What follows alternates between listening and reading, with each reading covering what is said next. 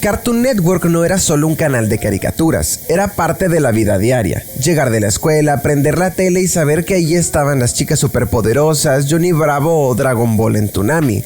Cada tarde tenía algo distinto y hasta los comerciales se quedaban grabados en nuestra memoria. En este video vamos a recorrer cómo empezó en los 90s, cómo alcanzó su época dorada con shows que marcaron a toda una generación y también cómo poco a poco fue perdiendo fuerza hasta convertirse en un recuerdo que todavía nos acompaña.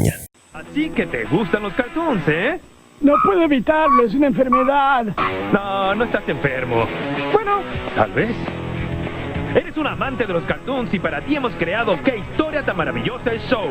Media hora repleta de nuevos cartoons. Sí, 3 cartoons originales en cada episodio.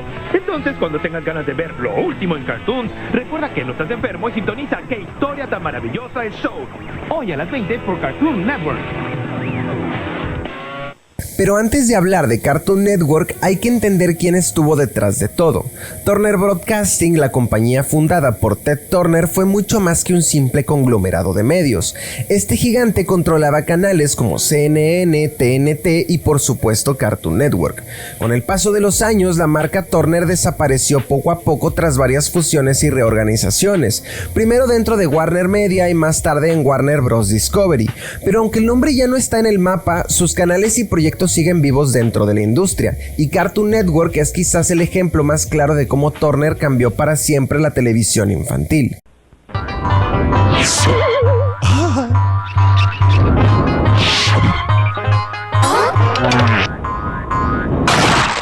A inicios de los 90s, Turner Broadcasting estaba en plena expansión.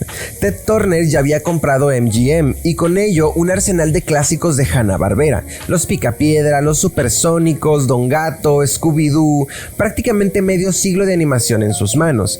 Pero había un problema, estos dibujos animados ya no eran la atracción principal de la televisión. La televisión por cable se estaba llenando de opciones y los niños tenían a Nickelodeon dominando con programación fresca y atrevida. Así nace Cartoon Network en 1992, con una promesa sencilla pero revolucionaria, un canal 24 horas de caricaturas. Puede sonar normal ahora, pero en esa época no existía algo así. Los canales mezclaban caricaturas con programas de variedades, series y películas. Nadie apostaba por caricaturas todo el día, todos los días. Un sábado en Cartoon Network equivale a 24 horas continuas de diversión.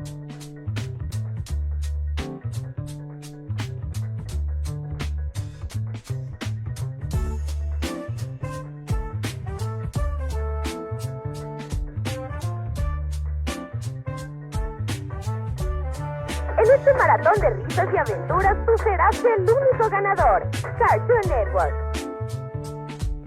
En Estados Unidos el arranque no fue inmediato. Cartoon Network era un canal de cable más con un catálogo compuesto principalmente de los archivos de Hanna-Barbera y cortos clásicos de Warner Bros., MGM y Fleischer.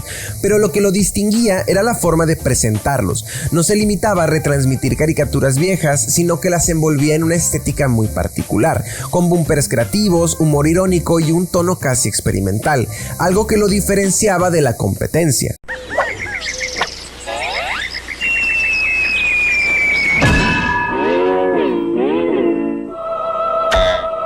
En Latinoamérica, la señal llegó un año después, en 1993, y se convirtió en un fenómeno inmediato.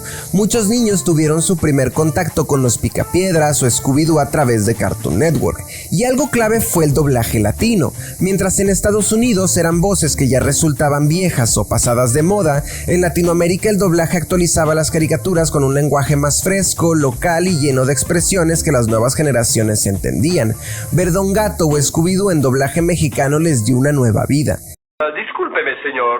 ¿Usted de dónde es? Yo soy de Mérida. Bien, ¿quiere usted ayudarnos en una prueba sobre los hábitos al comer? Solo como Papa Azul.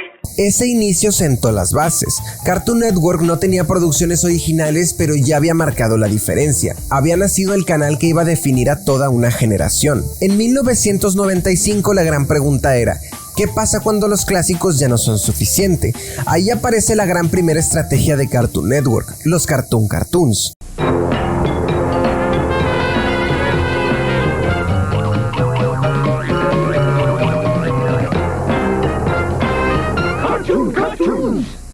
Ese mismo año lanzaron Wara Cartoon, un laboratorio de cortos animados que funcionaba como campo de pruebas. De ahí salieron joyas que se convirtieron en series completas como El Laboratorio de Dexter, Las Chicas Superpoderosas, Johnny Bravo, Coraje el Perro Cobarde o Ed, Edd y Eddy. Ese fue el momento en que Cartoon Network dejó de ser el canal de las caricaturas viejas para convertirse en el semillero de la nueva animación. Lo más interesante es que Cartoon Network apostó por creadores jóvenes con estilos experimentales casi de culto. Genndy Tartakovsky, Krav McCracken y Van Partible eran nombres desconocidos que se convirtieron en referentes, y lo mejor es que les dieron la libertad creativa que necesitaban. En 1997 había nacido Toonami, primero como un bloque de acción con Moltar y luego con Tom como presentador. Fue aquí donde Cartoon Network se convirtió en la puerta de entrada de anime en Occidente. Series como Dragon Ball Z, Sailor Moon, Gundam Wing, Caballeros del Zodiaco y Naruto llegaron a toda una generación gracias a Toonami.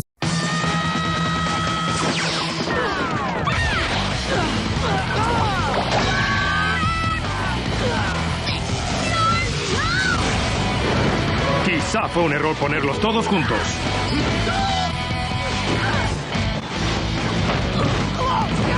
Mitad anime, mitad acción. 100% Evo.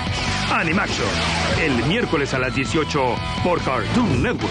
Y aquí en Latinoamérica tuvo su primer fenómeno con el doblaje. Escuchar a Goku con la voz de Mario Castañeda, a Seiya con Jesús Barrero o a Naruto con Isabel Martiñón convirtió esas series en cultura popular. En Estados Unidos Dragon Ball era importante, pero en Latinoamérica era religión. A finales de los 90s, Cartoon Network ya había encontrado su lugar. No era un canal que transmitía solo caricaturas, era el lugar donde nacían las nuevas caricaturas. La época dorada, del 2000 al 2006 aproximadamente, es el periodo que casi todos los fans recuerdan como la cima de Cartoon Network, no solo porque seguían al aire las grandes series originales, sino porque llegaron proyectos que elevaron todavía más la calidad.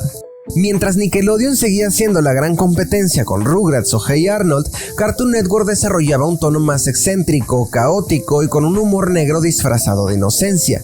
Era un canal que no te trataba como niño bobo, Dexter gritándole a Didi con un acento europeo, Mojojojo con sus monólogos infinitos o los sets estafando al vecindario entero. Eran historias simples pero con una energía única.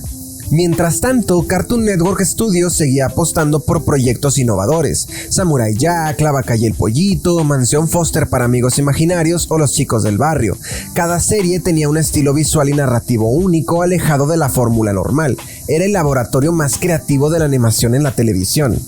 Además, Cartoon Network expandía su marca con videojuegos, páginas web interactivas, que en los 2000 eran toda una novedad, y hasta películas para la televisión.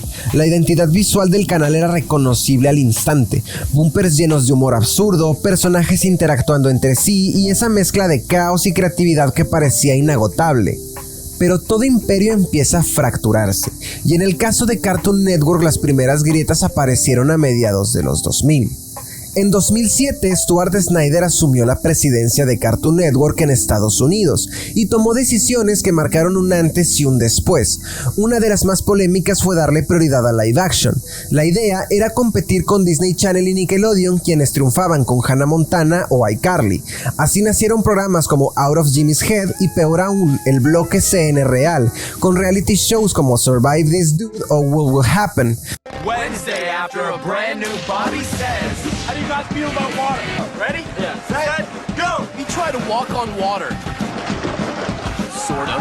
Then, what blows up better? With a giant air explosion, dynamite. No way! We're gonna blow some stuff up. And then, our acne experiments are sensational. So we have a car filled with 500 gallons of salad dressing. dude, what would happen? Wednesday at 8:30 on Cartoon Network. El público reaccionó con rechazo de inmediato, porque un canal que se llamaba Cartoon Network estaba transmitiendo programas que no son caricaturas. En Latinoamérica, aunque los live action no llegaron con la misma fuerza, sí se sintió el impacto de las malas decisiones de programación. Series originales empezaban a cancelarse prematuramente, Toonami fue removido y la identidad del canal se volvió difusa. Al mismo tiempo, Nickelodeon y Disney dominaban el mercado con series juveniles y franquicias multiplataforma. Cartoon Network perdió el rumbo creativo, aunque hubo intentos de salvarlo. Ben 10 se convirtió en un fenómeno mundial. Chowder y Flapjack mostraban que aunque había problemas, también tenían innovación. Y de hecho, de Flapjack saldrían futuros gigantes como Hora de Aventura y Un Show Más. Pero en general, la marca estaba en crisis. El último gran golpe de gloria de Cartoon Network fue Hora de Aventura, estrenada en el 2010. Se convirtió en un fenómeno global, con fandom, mercancía y hasta un impacto cultural fuera de la televisión. Junto a Un Show Más y después Steven Universe, parecía que Cartoon Network tenía un renacimiento. Pero la realidad es que estos éxitos fueron la excepción y no la regla. El canal había perdido relevancia frente al streaming. Netflix, YouTube y más tarde HBO cambiaron el consumo de caricaturas. Los niños ya no dependían de esperar a cierta hora frente al televisor para ver un episodio de su caricatura favorita. En Estados Unidos la programación se volvió repetitiva, saturada de Un Show Más o Teen Titans Go, que aunque exitosos en rating desgastaron la imagen del canal. En Latinoamérica, Cartoon Network siguió fuerte durante un tiempo, pero poco a poco fue perdiendo espacio entre Disney Channel, Nickelodeon y sobre todo frente al streaming. En 2022, la fusión de Warner Bros. Discovery golpeó directamente a Cartoon Network Studio, con despidos masivos y cancelaciones. Muchos hablaron incluso de la muerte de Cartoon Network como lo conocimos. Hoy el canal sigue existiendo, pero ya no es ese referente de creatividad como lo fue en los 90s y en los 2000. Cartoon Network se convirtió en la cuna de las series animadas más influyentes de su época. Abrió las puertas del anime en Occidente y marcó a toda una generación con su irreverencia y creatividad. Pero también sufrió de malas decisiones ejecutivas, pérdida de identidad y la llegada del streaming. Hoy su caída es un recordatorio de que ningún canal es eterno por más poderoso y grande que parezca. Y al final eso es lo que nos duele. Cartoon Network no era solo un canal, era un pedazo de nuestra infancia. Y aunque ya no tenga el brillo de antes, su huella en la historia de la animación es imborrable. Si llegaste hasta este punto del video, muchas gracias. Si este recorrido por la historia de Cartoon Network te trajo buenos recuerdos, no olvides dejar tu like y suscribirse, porque todavía hay muchas más historias que contar sobre los canales y las caricaturas que marcaron nuestra infancia. Y si quieres apoyar un poco más, comparte este video con ese amigo que nunca se perdió un maratón de caricaturas. Nos vemos en el próximo video.